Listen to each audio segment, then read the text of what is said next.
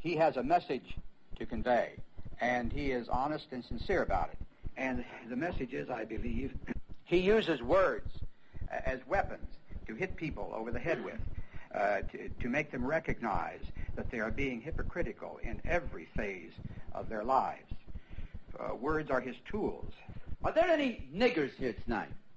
Let's see. There's two niggers, and between those two niggers sits a kike.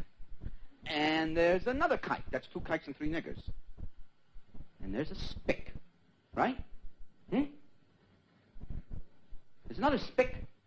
Ooh, there's a wop, there's a Polak, and a couple of grease balls. And there's three lace curtain Irish mix. I got three kikes here. Do I hear five kikes? I got five kikes. Do I hear six spicks? I got six spicks. Do I hear seven niggers? I got seven niggers. Sold American. I've passed with seven niggers, six spicks, five nicks, four kikes, three guineas, and one wop. You almost punched me out, didn't you? Well, I'm just trying to make a point. The point is the suppression of words. Now, dig. A certain disease is on its way to becoming an epidemic. Why? Because nobody talks about it. Nobody even wants to say the word. Because talking about it makes you the worst person in the community. What we have to do is we got to start talking about it. See, what we really need is to get some of our national heroes to admit that they've had it. It's the suppression of the word that gives it the power, the violence, the viciousness. Makes you think you've got the right to say a word like that in a public place. You know what word I'm talking about. It's against the law. If you ever said it in front of my wife or kid, I'd punch you right out. Toward the end, he wouldn't do any bits, he wouldn't do any jokes. All he wanted to do was stand out there every night and read from the transcripts of his trials. My first trial was in San Francisco in front of a judge, no jury. The judge was really distinguished looking. He looked like a movie judge. Like Andy Hardy's father. So I said, well, that's cool. He'll be fair and kindly. Your Honor, if I just might interject, even if there were minors present, I don't think that I said anything that would have done them any harm. Young man, I think you better let your attorney try this case. Now, as far as I'm concerned, I'm ready to find you guilty right now. However, I will grant a continuance as you have requested. Thanks. Now, it's my understanding that he has a performance on, Saturday. Saturday. Yes, sir. I want to caution you right now, young man.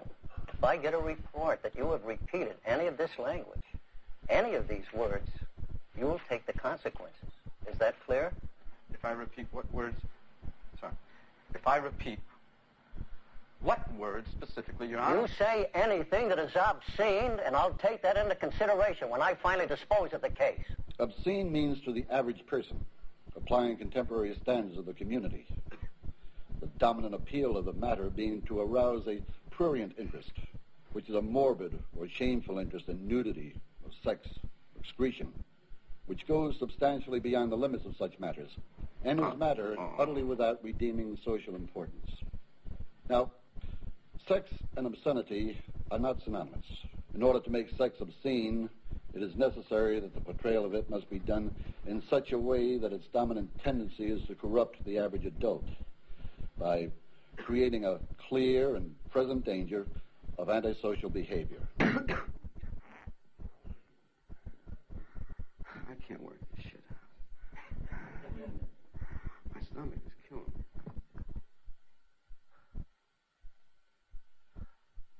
I know what I want to do. I don't know what I want to do. This is for you guys over there. I read in the Chicago paper. There's an article here in the Chicago paper about these transvestites who are posing as policemen. In other words, they're police officers who are dressing up like pretty ladies. Here's Officer Dolan. Stan, this guy's calling down for baths. Officer Stanley Dolan said that the hardest part of police work was learning how to walk in high heels, man. And I think that's a gas, man. You guys are so naive, man. I defend you all the time, but you're so naive. You think the guy is going to grab you and you're going to say, okay, now, stop that. You can't touch me. I'm not a beautiful woman. I'm a police officer and you're under arrest. But you guys don't know who you're dealing with, man. They don't care. They'll just grab you. And they'll say, I don't care if you are a cop. You got got a cute ass, and I'm gonna shtuck you anyway, man. It's not nice, man. Hey! It's not nice to incite. It's not nice to entrap. It's not nice to exploit those people, man. They're sick people. You want to know what I'm talking about? I'm talking about Vietnam. It's like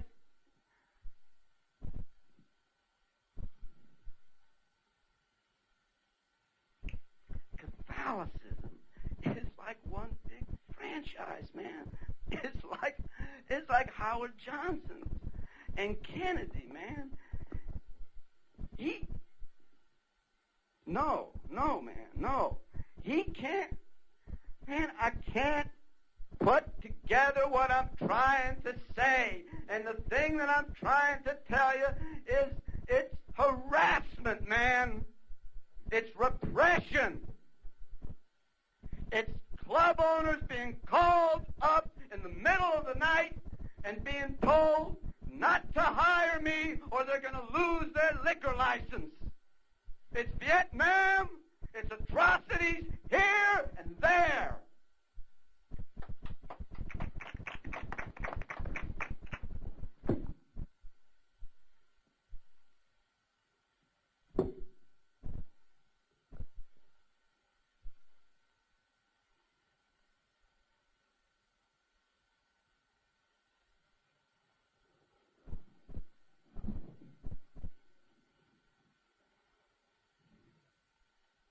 I'm sorry.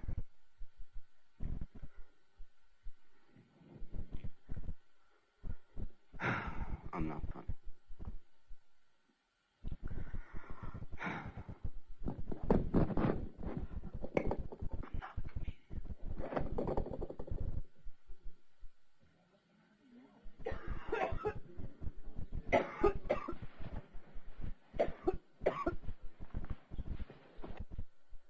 If it please the court, I wish to defend myself.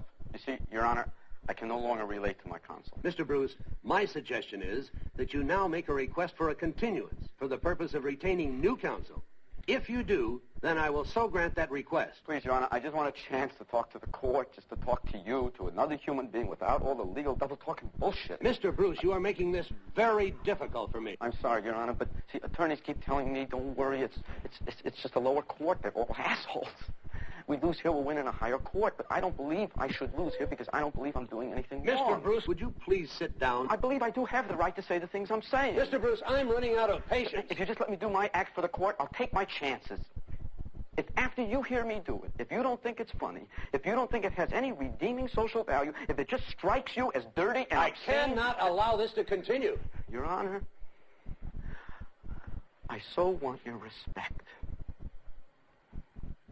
I know you're a good person, and I know that this legal system is the best in the world, but you can't seem to hear me. Mr. Bruce, sit down. When I'm talking about tits and ass, I'm not up there just to shock the audience by repeating those words, tits and ass, ass and tits and ass. The point I'm trying to make is that we all live in a very hypocritical Mr. Bruce, society. you leave me no alternative but to find you in contempt of this court.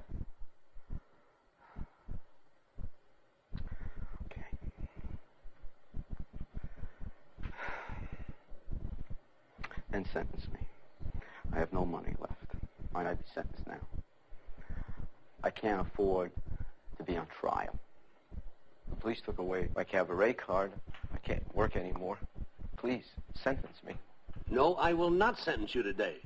I order you, when you appear before me again, to appear with suitable counsel. And I'm further ordering psychiatric evaluation by the psychiatric clinic. December 16th. Bail continued. You're trying to stop the information. Bailiff, will you please remove this man from the courtroom? You see, that's where it's at, and you can't stop the information because the information keeps the country strong. You need the deviant. Don't shut him up. You need that madman to stand up, tell you when you're blowing it. And the harder you come down on the deviant, the more you need him. Please, don't take away my words. That is worse. I'm not hurting anybody. He was found guilty in New York and sentenced to 4 months in the penitentiary. Is that right? Yes.